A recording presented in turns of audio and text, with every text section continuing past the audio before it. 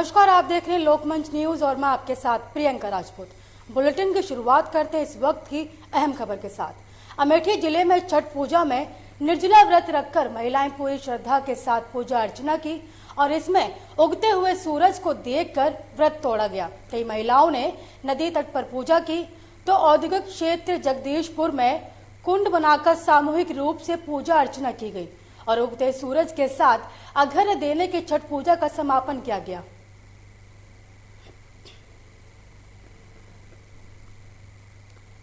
आपको बता दें कि कई महिलाओं ने नदी तट पर पूजा की और साथ ही औद्योगिक क्षेत्र जगदीशपुर में कुंड बनाकर सामूहिक रूप से पूजा अर्चना की गई तो वहीं उगते सूरज के साथ अर्घ्य देकर छठ पूजा का समापन किया गया।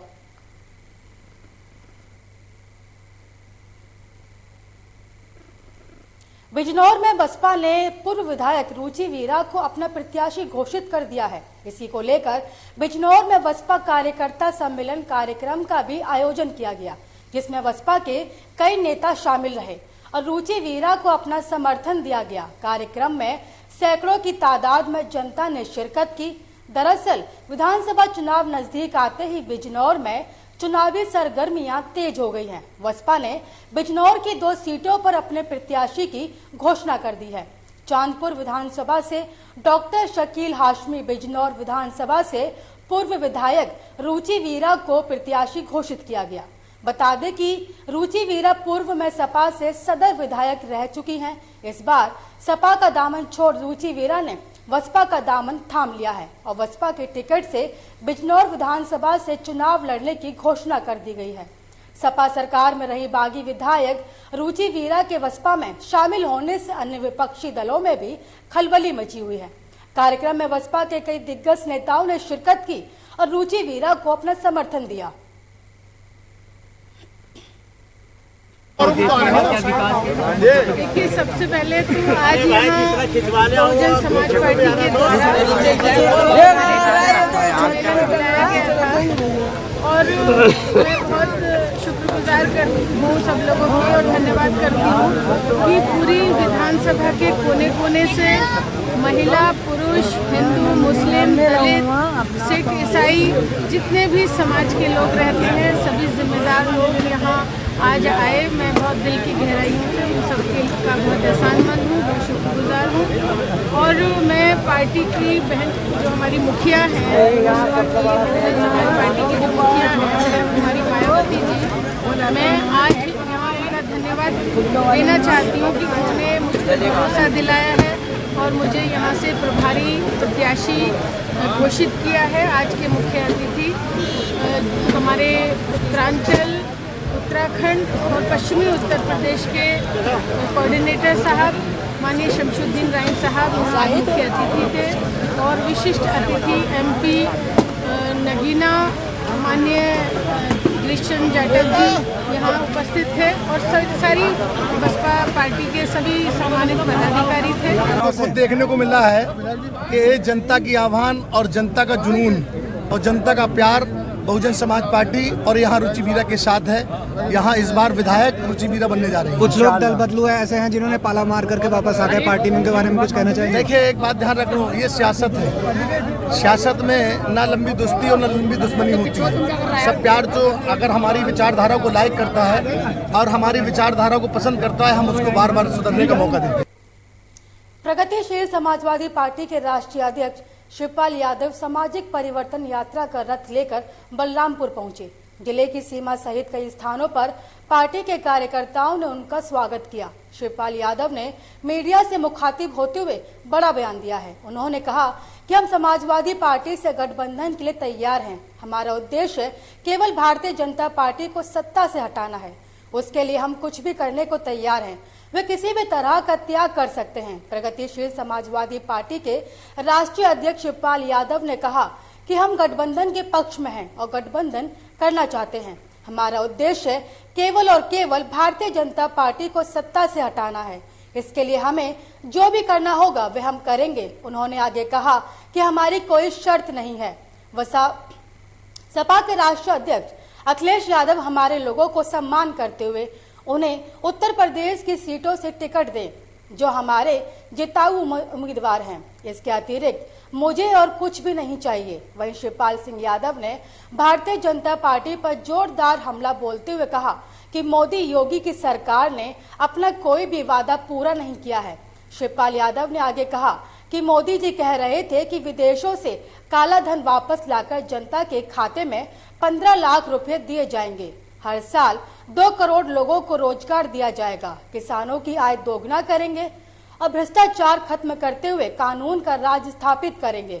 जैसे तमाम लोग लुभावन वादे किए गए थे, लेकिन कोई वादा पूरा नहीं किया गया, जिसके कारण इन भाजपाइयों से जनता त्रस्त हो चुकी है और परिवर्तन चाहती है। जज ने हम संज्ञान में दिया है, आपको न्याय मिल ही जाना है। इसके लिए हम सुप्रीम कोर्ट के जज और उनको बधाई देते हैं। और जहाँ तक देखिए, जो उतने वादे किए थे तो झूठे निकले भारतीय जनता पार्टी के। क्या हाल है यहाँ के, देखिए गन्ने का भुगतान नहीं हो पा रहा है। यहाँ जो क्रय केंद्र खोले गए हैं उसमें धान और किसानों का कोई भी चीज़ न्यूनतम समर्थन मूल्य पर नहीं खरीदी जा रही है। जहाँ तक वादा किया था इन्होंने हम आय दोगुनी करेंगे, उतनी भी नहीं रही। तो किसान, मजदूर, व्यापारी, छोटा व्यापारी और ये सरकार केवल बड़े बड़े उद्योगपतियों के ही ये काम कर रही है। जज ने बीजेपी के राष्ट्रीय मंत्री, बस्ती लोकसभा के सांसद और बिहार प्रदेश के प्रभारी हरीश द्विवेदी ने आज मीडिया से बात करते हुए एक बार फिर पूर्व मुख्यमंत्री अखिलेश यादव पर कटाक्ष किया है और कहा कि उत्तर प्रदेश में सरकार बनाने का सपना देख रहे सपा के सुप्रीमो अखिलेश यादव का सपना मुंगेरी लाल के सपने के बराबर है, जो कभी पूरा नहीं होगा। दरअसल 13 नवंबर से 21 नवंबर तक बस्ती जिले में आयोजित होने वाले सांसद खेल महाकुंभ को लेकर हरीश द्विवेदी अपने समर्थकों के साथ शहीद सत्यवान सिंह स्टेडियम से रोडवेज तिराहे तक एक जागरूकता जुलूस निकाला, जिसमें सैकड़ों की संख्या में खिलाड़ियों ने भी प्रतिभाग किया। सांसद हरीश द्विवेदी ने बताया कि गृह मंत्री अमित शाह इस खेल आयोजन का शुभारंभ करने आएंगे, जिससे सांसद खेल महाकुंभ में 4 चांद लग जाएगा। इस खेल आयोजन का मकसद सिर्फ इतना है कि ग्रामीण क्षेत्रों में छिपी खेल की प्रतिभा को निखार कर देश और प्रदेश स्तर पर लाया जा सके। हरीश द्विवेदी ने आगे कहा कि इस खेल आयोजन को बस्ती का ओलंपिक भी नाम दिया गया है, जिसमें क्रिकेट को छोड़कर सभी छोटे बड़े खेल आयोजित होंगे और यहां से निकली खेल प्रतिभा को राष्ट्रीय स्तर पर पहुंचाया जाएगा। प्रधानमंत्री जी की प्रेरणा से पूरे देश में आयोजित होना है, जिसमें बस्ती ने इसकी शुरुआत की है और इसको हम लोगों ने स्थानीय ओलंपिक नाम दिया है। हमारा प्रयास है बस्ती के जो ग्रामीण पृष्ठभूमि के खिलाड़ी हैं और खेल हैं उनको प्रोत्साहित किया जाए, खिलाड़ियों को आगे बढ़ने का अवसर दिया जाए, उनको जिले से उठा करके स्टेट लेवल से राष्ट्रीय स्तर पर और राष्ट्रीय स्तर से अंतर्राष्ट्रीय स्तर पर उनको खेल में आगे बढ़ने का अवसर मिले। इस दिशा में हमने प्रयास किया है। बस्ती में कुल 21 प्रकार के खेल और 6 प्रकार के अन्य एक्टिविटी चलाई जा रही हैं, जिसमें सब में मिला के 45,000 खिलाड़ी और बच्चे भाग ले रहे हैं। प्रगतिशील समाजवादी की परिवर्तन यात्रा डुमरियागंज से होते हुए बस्ती पहुंची। प्रगतिशील समाजवादी के राष्ट्रीय अध्यक्ष शिवपाल यादव बस्ती पहुंचे। शिवपाल यादव का जिलाध्यक्ष अजीत सिंह विपिन त्रिपाठी प्रदेश महासचिव के नेतृत्व में स्वागत किया गया। जिले के भानपुर, सेलटुआ, बड़ेबन सहित जगह जगह प्रगतिशील पार्टी के राष्ट्रीय अध्यक्ष का जोरदार स्वागत हुआ। सामाजिक परिवर्तन रथ यात्रा से शिवपाल यादव ने जनता से 2022 में समर्थन करने की अपील की। आज रात्रि बस्ती जिले के एक होटल में विश्राम शिवपाल यादव करेंगे। कल बस्ती जिले के किसान डिग्री कॉलेज में कार्यक्रम को संबोधित शिवपाल यादव करेंगे।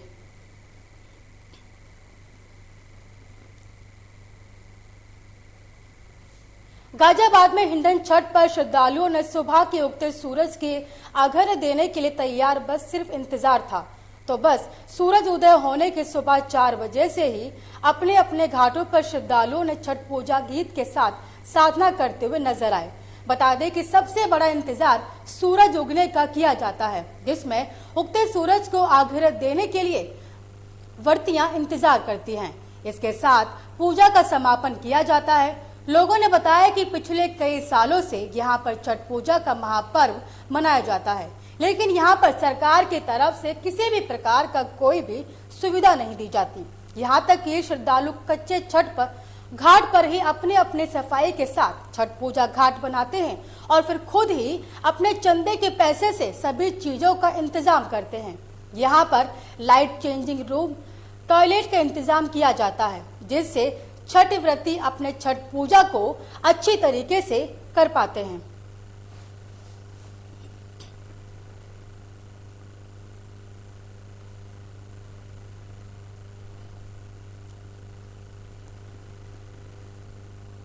इस खबर पर ज्यादा जानकारी के लिए हमारे साथ जुड़ चुके हैं संवाददाता अजीत। छठ पूजा को लेकर यहाँ पर जो व्रतियां हैं उन्होंने अर्घ्य दिया है सूरज को, क्या अपडेट है इस पे पूरा? जी देखिए, आपको मैं बता दूं कि पूर्वांचल समाज के लोगों का ये बहुत महापर्व कहलाता है और ये सबसे बड़ा पर्व होता है पूर्वांचल समाज के लोगों का।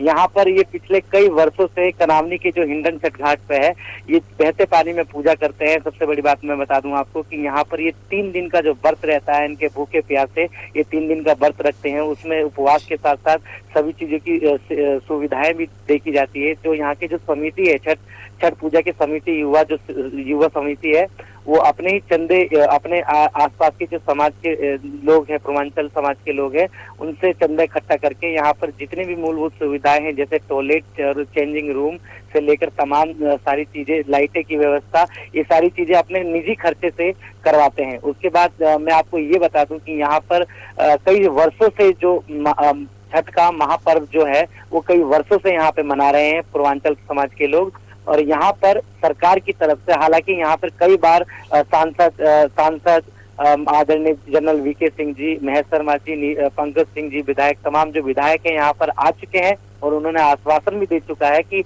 यहाँ पर जल्द ही पक्का घाट का निर्माण किया जाएगा। हालांकि उनकी बातों पर माटी पलीत नजर आ रही थी, क्योंकि अभी तक किसी भी प्रकार की इन्होंने अभी भी इसी तरीके से स्थिति बनी हुई है कि कच्चे घाट पर अभी भी श्रद्धालु जो है वो अपनी अभी भी पूजा इसी घाट पर करते हैं। और क्योंकि सबसे बड़ी बात ये होगी कि वोट के समय सबसे पहले उनको ये देखा जाता है कि वोट का आप नजदीक आ गया है, चुनाव का समय जो है वो नजदीक आ गया है, इसको लेकर तो सिर्फ और सिर्फ आश्वासन का नजरिया जो है वो आम जन को मिलता है। अभी फिलहाल आपका बहुत बहुत धन्यवाद इस खबर पर ज्यादा जानकारी देने के लिए। घर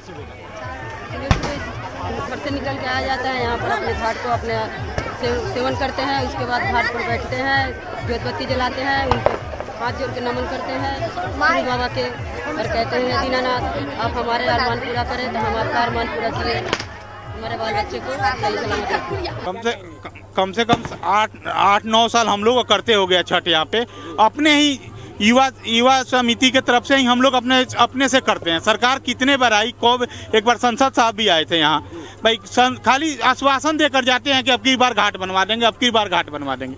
कोई सरकार की तरफ से सुविधा मिलती है अपने से ही, जब तक सकान हम लोग हो रहे हैं, माता जी जब तक दे रही, जब तक कर रहे हैं हम लोग। आज हम कनावनी हिंडन छठ घाट नदी के पास हैं और आपको बता दें कि आज की जो विधि होती है वो सुबह उगते सूरज को पूजा की जाती है, अर्घ दिया जाता है, उसके बाद ये पूजा जो है वो संपन्न की जाती है। आप मेरे पीछे देख सकते हैं ये तस्वीरें हैं छठ पूजा की, हिंडन नदी घाट की, कनावनी की है। और ये नदी के किनारे अपने अपने लोग अपनी अपनी मनसाएं रख रहे हैं, उसके बाद इस तरीके से पूजा संपन्न होती है और इनकी पूरी सच्ची भावनाओं के साथ ये छठ पूजा का कार्यक्रम जो है वो आगे बढ़ता है। अब देखने वाली बात होगी कि ये प्रशासन अभी तक किसी भी तरीके का यहाँ पर पक्का छठ घाट नहीं बनाया है। अब देखना ये होगा कि हर साल की तरह भी अगले साल भी ये तैयार बन के होता है या इसी तरीके से छठ पूजा पूर्वांचल समाज के लोगों के लिए ऐसे ही बना रहेगा। गाजियाबाद से अजीत रावत की रिपोर्ट, लोकमंच न्यूज। आज जौनपुर से इस वक्त की बड़ी खबर सामने आ रही है। आपको बता दें कि मालगाड़ी के कई डिब्बा पटरी से उतर गए। इस वक्त की बड़ी और अहम जानकारी आपको जौनपुर से दे रहे हैं, जहां मालगाड़ी के डिब्बे गाड़ी से उतर गए। आपको बता दें कि घाट समेत गोलिया घाट पर छठ महापर्व का त्योहार मनाया गया, तो वहीं छठ व्रती महिलाओं ने भगवान भास्कर को अर्घ्य दिया। आपको इस वक्त की बड़ी और अहम जानकारी जौनपुर से दे रहे हैं, जहां पानी में उतरकर पूजन अर्चना की गई।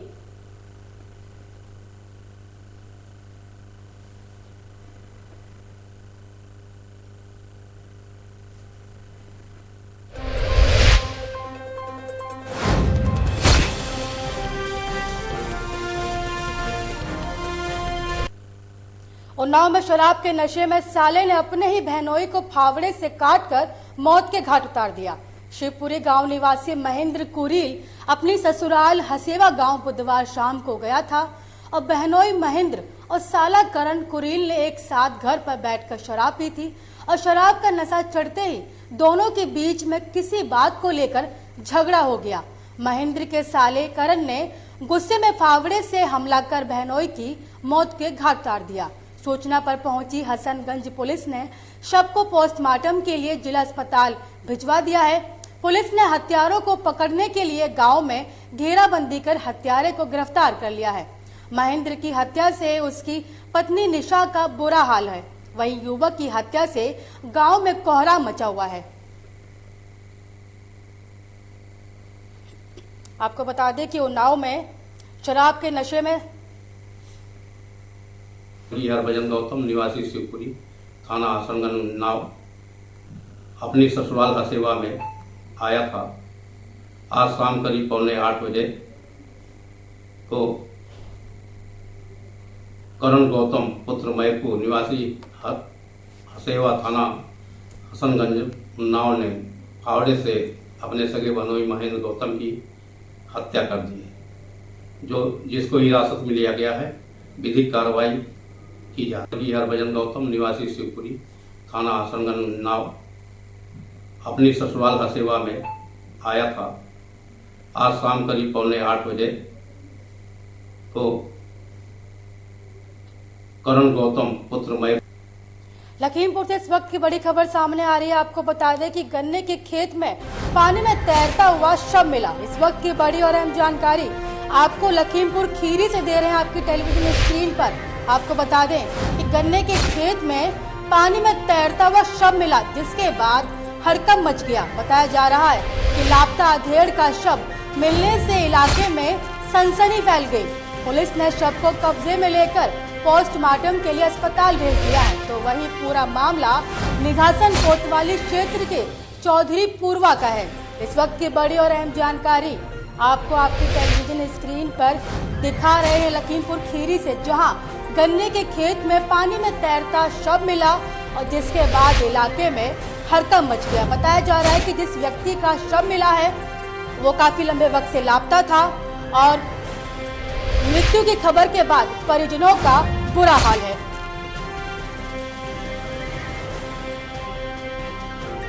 पुलिस ने शव को कब्जे में लेकर पोस्टमार्टम के लिए भेज दिया है। तो वहीं मौके पर पहुंची पुलिस ने शव को कब्जे में लेकर पोस्टमार्टम के लिए भेज दिया है। तो वहीं आगे की कार्यवाही में जुट गई है।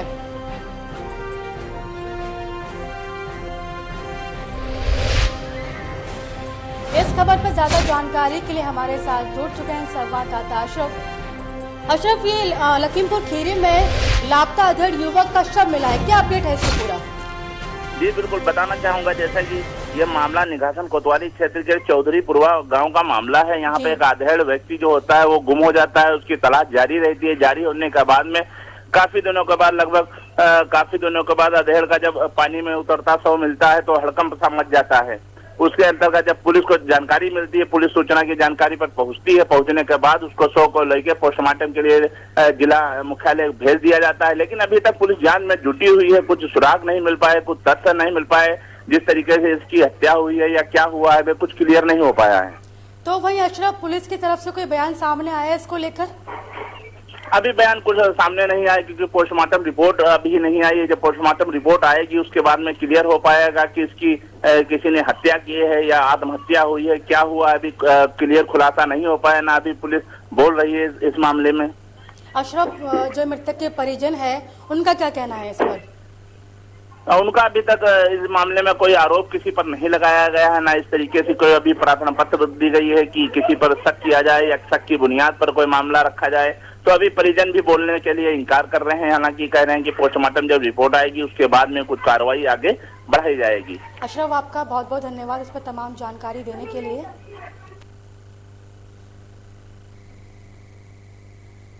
जहां एक तरफ कोरोना जैसी महामारी के बीच गरीबों को मुफ्त राशन देकर महामारी में भूखमरी से निजात दे लेने की कोशिश की जा रही है, तो वहीं दूसरी ओर कुछ कोटेदार घटतोली कर जनता को मुफ्त राशन से वंचित करते हुए सरकार की योजनाओं पर कालिक पोत रहे हैं। पूरा मामला उन्नाव जनपद की विकास खंड नवाबगंज की ग्राम पंचायत शाहपुर के मजरे भदेमू का है, जहां पर सरकारी सस्ते गल्ले की दुकान के कोटेदार द्वारा ग्राम प्रधान की मिलीभगत से खुलेआम राशन की कालाबाजारी की जा रही है।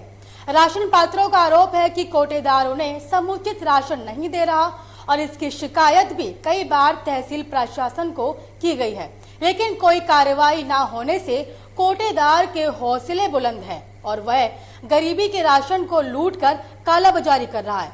कोटेदार के खिलाफ सैकड़ों ग्रामीणों ने मोर्चा खोलकर इसका विरोध प्रदर्शन कर रहे हैं। सब दिक्कत अब भला बताओ, ना राशन मिले आए, ना हमका पेंशन मिले, ना हमका राशन मिले, ना हमका पेंशन मिले। हम विधवा मेहरिया 11 साल के बैठी, प्रधान होने कौन फायदा? प्रधान को आपने कुछ बोला, बताया? सब कागज पत्र बनवाए जमा करा ली है, लेखपाल से आई लाइन करवाओ, यू करवाओ, सब जमा कराया। तो आज तक कोई नहीं आया आपके पास? नहीं, कुछ नहीं। क्या नाम है तुम्हारा? रामनाथ। किस गांव में रहते हो? भदेमू। क्या है पूरा मामला? पूरा मामला ये है, हमने 5 बार ऑनलाइन करवाई, 2 बार तो हमने कोटेदार को दिया, उसने कहा 100 रुपये भी हमें चाहिए, 100 रुपये भी उसको भिजवाए। किस चीज़ के लिए ऑनलाइन कराया था? राशन के लिए अप्लाई किया। फिर 5 बार में 2 बार उसने ले लिया कि आ जाए। जहां एक तरफ कोरोना जैसी महामारी के बीच में योगी सरकार या कहें केंद्र सरकार लगातार गरीब, असहाय, मजबूर लोगों को राशन यानी कि मुफ्त राशन देने की मुहिम को चला रही है। यहाँ की सस्ते गल्ले के दुकानदार जो कोटेदार हैं वो लगातार सरकार की इन योजनाओं पर पलीता लगाते हुए भी दिख रहे हैं।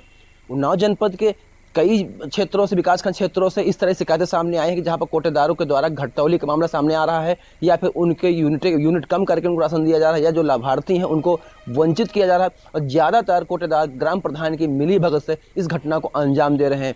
तत्काल मामला जो अभी ताज़ा मामला जो आया है उन्नाव जनपद विकासखंड नवाबगंज की ग्राम पंचायत भदेनू का है, जहाँ पर कोटेदार के द्वारा घटतौली कर कम राशन दिए जाने की बात सामने आई है। वहीं पर ग्रामीणों ने कोटेदार के खिलाफ मोर्चा खोलते हुए विरोध प्रदर्शन करना शुरू कर दिया है। वहीं ग्रामीणों का कहना भी है कि कई बार वो शिकायत कर चुके, लेकिन भ्रष्टाचारी कोटेदार पर अभी तक कोई कार्रवाई नहीं की गई है। वहीं सरकार जिस तरह से कोरोना से महामारी के बीच में हर गरीब, असहाय, मजबूर, बेबस व्यक्ति को नहीं चाहते कि महामारी के बीच में किसी भी व्यक्ति की भुखमरी से मौत हो, क्योंकि सबके व्यापार कारोबार पर ताला ऐसा लग गया था कि फिलहाल अभी के समय में जो कोरोना से महामारी उससे जनता को राहत मिली हुई, लेकिन सरकार ने इस योजना को आगे बढ़ा दिया है ताकि किसी भी व्यक्ति को आने वाले समय में भूखमरी से उसका शिकार न करना पड़े और उसको भूख से या अनाज की वजह से उसकी मौत न हो। लेकिन देखना दिलचस्प हो क्या वाकई में ऐसे कोटेदारों के खिलाफ में कोई बड़ी कार्रवाई की जाती है। जो भदेमू गाँव का कोटेदार उसके खिलाफ क्या वाकई में जांच होती है या फिर ग्रामीण लगातार विरोध करते रहेंगे और भ्रष्टाचारी अधिकारी कर्मचारी साठ गांठ करके कोटेदार अपनी इन योजनाओं को लंबे तौर पर बड़े स्तर पर पलीता लगाने का काम करता रहेगा। जो आने वाला समय तय करेगा। लोकमंच न्यूज के लिए कैमरा पर्सन गणेश शर्मा के साथ भानु चंदेल, उन्नाव। अशोकनगर में भाजपा के प्रदेश प्रभारी मुरलीधर राव के बयान को लेकर अशोकनगर के सियासी गलियारों में हलचल तेज हो गई है। युवा कांग्रेस ने बुधवार को मुरलीधर राव के बयान पर विरोध किया। कांग्रेस जनों ने राव के खिलाफ जमकर नारेबाजी करते हुए राव का पुतला दहन किया। दरअसल बीजेपी के प्रदेश प्रभारी मुरलीधर राव के बनिया ब्राह्मण को लेकर दिए बयान को लेकर कांग्रेस जनों ने विरोध किया। बुधवार दोपहर को कांग्रेस जन अस्पताल तिराहे पर एकत्रित हुए मुरलीधर राव और बीजेपी के खिलाफ जमकर नारेबाजी की। इस दौरान कांग्रेसी नेताओं ने उनके बयान को लेकर राव पर जमकर निशाना साधा है।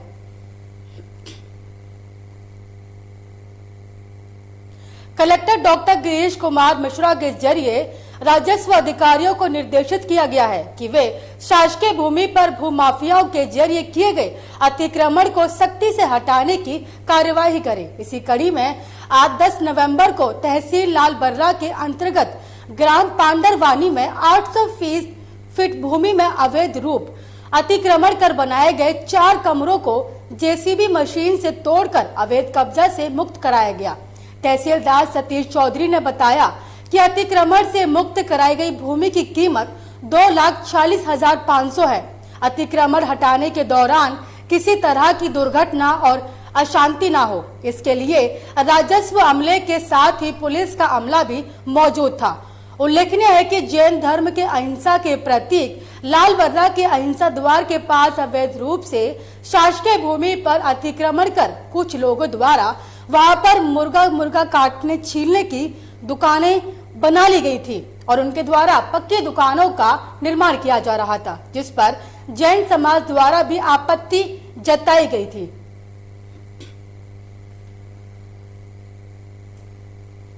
भिंड में एक 18 वर्षीय किशोर ने प्रेमिका का प्यार पाने के लिए अपने ही अपहरण की झूठी कहानी रचकर अपने परिजनों से 2.5 लाख रुपए ठगने की मांग कर डाली।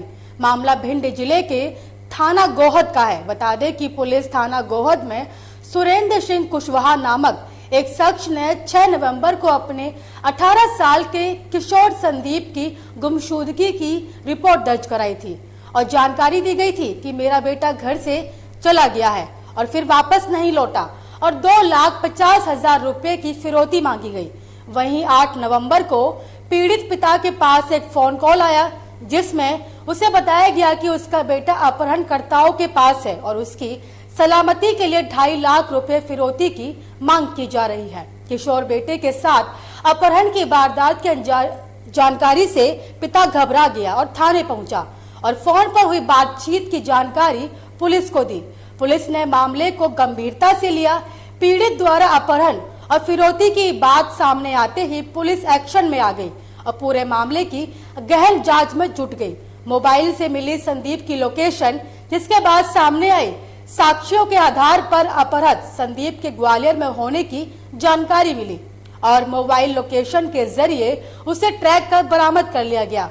संदीप द्वारा लगातार पुलिस को घुमाने पर शक हुआ तो जांच अधिकारियों ने उससे पूछताछ की। इस पूरे मामले का खुलासा होने पर पुलिस ने आरोपी युवक पर मामला दर्ज कर गिरफ्तार कर लिया है। उसका लड़का संदीप कुशवाहा 6 तारीख को ही शाम 6 बजे घर से बिना बताए कहीं चला गया। उसकी रिपोर्ट पर से अपने थाना पर निवेदन कायम किया, जिसकी विवेचना अपने इच्छक महेंद्र सिंह ठाकुर को दी गई।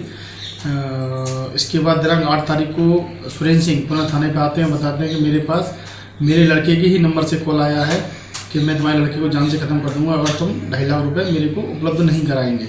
लेकिन उन्होंने जगह और स्थान नहीं बताया और बताया कि कॉल में यही बताया गया सुरेंद्र सिंह को कि इसके बारे में आपको जगह और स्थान के बारे में बाद में जानकारी दी जाएगी।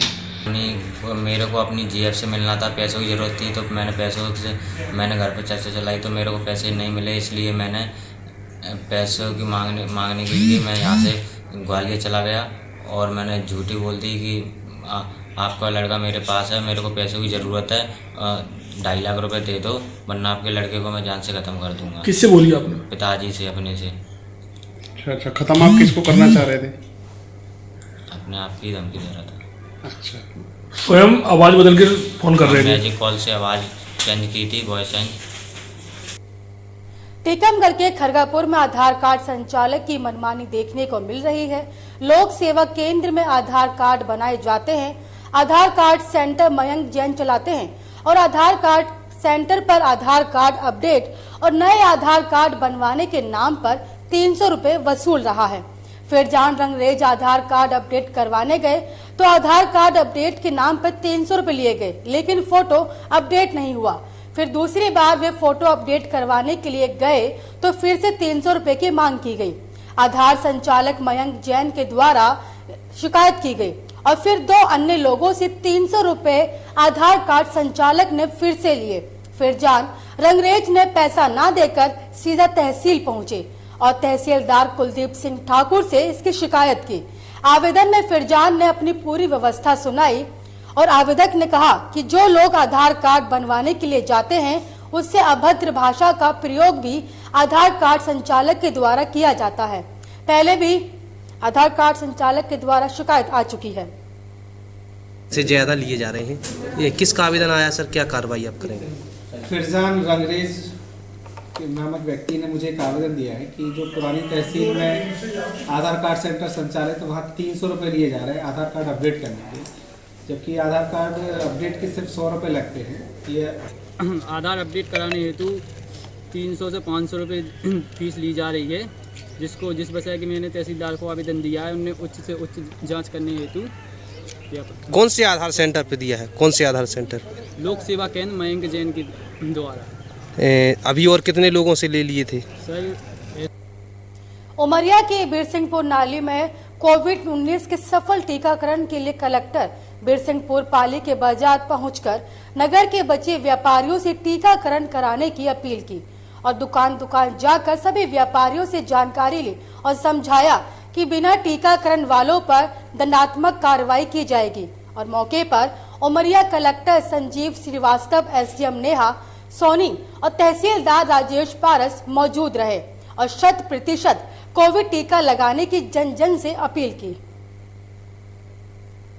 वैक्सीनेशन का दूसरा डोज लगाने के लिए महाअभियान चल रहा है पूरे प्रदेश में। माननीय प्रधानमंत्री जी, माननीय मुख्यमंत्री जी के संदेश पर आज सभी को दूसरा डोज लगाने के लिए प्रेरित किया जा रहा है। इस दौरान यहाँ दुकानदारों से पूछने पर मालूम पड़ा कि पाली के क्षेत्र में काफ़ी दुकानदारों ने दूसरा डोज नहीं लगवाया है। उन्हें समझाइश दी गई है कि वे मंदिर में लग रहा है और दूसरा डोज लगवा लें। इसी प्रकार का अभियान अभी 7 दिन के अंतराल पर दूसरा चलाया जाएगा, उसमें भी रोक। अनूपपुर के विभिन्न स्थलों पर छठ पूजा की तैयारियां बड़े ही जोरों शोरों से चल रही हैं। देश के कई राज्यों में छठ पूजा का ये पर्व बड़े ही धूमधाम से मनाया जाता है। छठ पूजा पर माताएं छठी मैया का व्रत रखती हैं। जिले के अनूपपुर, राजनगर, जमुना, कौलरी, बिजूरी, कोतमा, जेथरी, चचाई में ये छठ का त्योहार हर साल की भांति इस साल भी शांतिपूर्ण व्यवस्था और खुशी खुशी मनाया जा रहा है। वहीं सभी थानों की पुलिस अपने दल बल के साथ छठ घाट के व्यवस्थाओं में लगी हुई है। देश के कुछ राज्यों में छठ पूजा का विशेष महत्व माना जाता है। मान्यता है कि छठ पूजा का व्रत रखने से संतान की लंबी उम्र होती है। अनूपपुर जिले में छठ महापर्व का मुख्य त्योहार मनाया जा रहा है। 4 दिनों तक चलने वाला ये छठ पर्व आज डूबते हुए सूर्य को अर्घ देते हुए छठी मैया की पूजा आराधना की जाएगी। जिले में सबसे शानदार घाट की तस्वीर नगर पालिका परिषद विजूरी के द्वारा देवी तालाब को बड़े ही खूबसूरत ढंग से सजाया गया। सभी को नमस्कार। सभी श्रद्धालु जो छठ पर्व के लिए यहाँ आए हैं, सभी की मनोकामना पूर्ण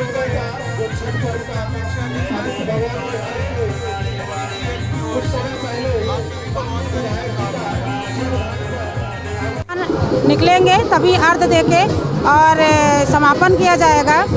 और ये पूरे देश में नहीं, पूरे प्रदेश में मनाया जाता है।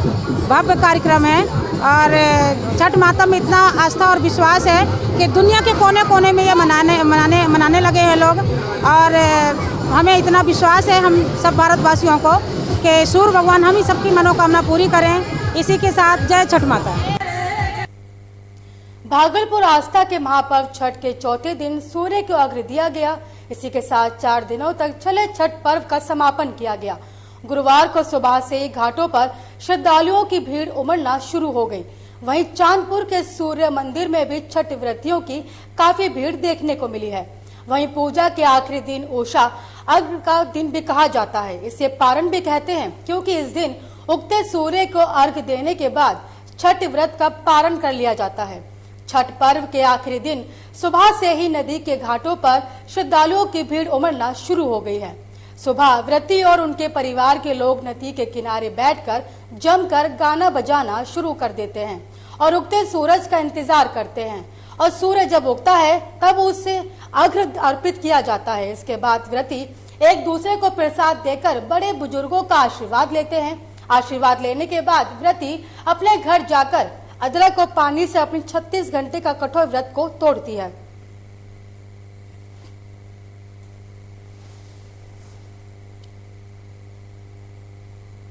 कटिहार में महापर्व छठ के मौके पर जिले के बीएमसी 7 छठ घाट मैदान में भास्कर महोत्सव का आयोजन किया गया। इस कार्यक्रम में मुख्य अतिथि के रूप में बिहार के डिप्टी सीएम तारकिशोर प्रसाद उपस्थित रहे।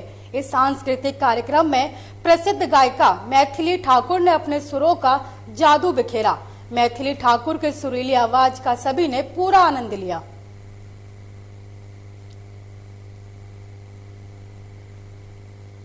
कटिहार में दुर्गापुर छठ घाट पर श्रद्धालुओं के लिए विधिक सहायता कैंप का आयोजन किया गया।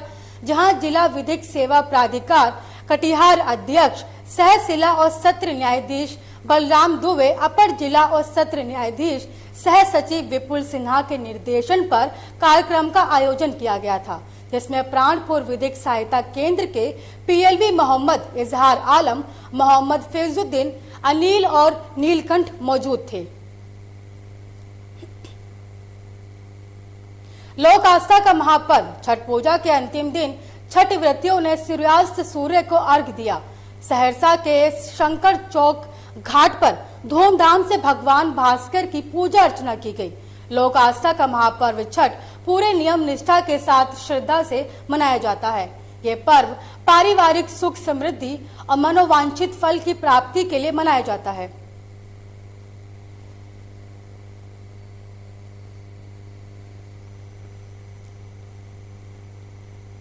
सहरसा के दो अलग अलग जगहों पर सूर्योदय के दौरान अर्घ देने पहुंचे दो युवकों की डूबने से मौत हो गई। पहली घटना सिमरी बख्तियारपुर बलवाहट के कांटो छठ घाट की है, जहां बादल कुमार अर्घ देने के लिए पहुंचा था। इसी दौरान पैर फिसलने से और अधिक पानी में चले जाने से उसकी मौत हो गई।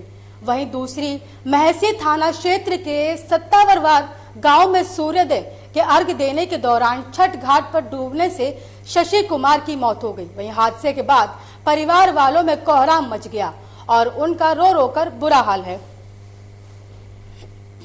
बाबा मटेश्वर धाम में जो पोखरी है ना, उसमें छठ घाट के यानी कि सुबह अर्घ देने के टाइम में जो है टांग फिसल जाने के कारण जो है इस टाइप का घटना हुआ। आधा घंटा जो है ना वो डुबा ही रह गया उसमें। जब निकालने के बाद जो है ना वही पता चला कि जो है समाप्त हो चुका है। तब तक हम लोग लेकर के आए हॉस्पिटल में मृत। किस समय और क्या नाम था? नाम इसका बादल था। कहाँ की घटना है? घटना बाबा मटेश्वर धाम कांठो। आपका नाम क्या हुआ? मेरा नाम मिथिलेश पासवान। मृतक क्या कौन लगेंगे? मृतक हम बड़े पापा लगेंगे। इस बुलेटिन में मुझे दीजिए इजाजत। देश की तमाम खबरों को देखने के लिए देखते रहिए आपका अपना चैनल लोकमंच न्यूज।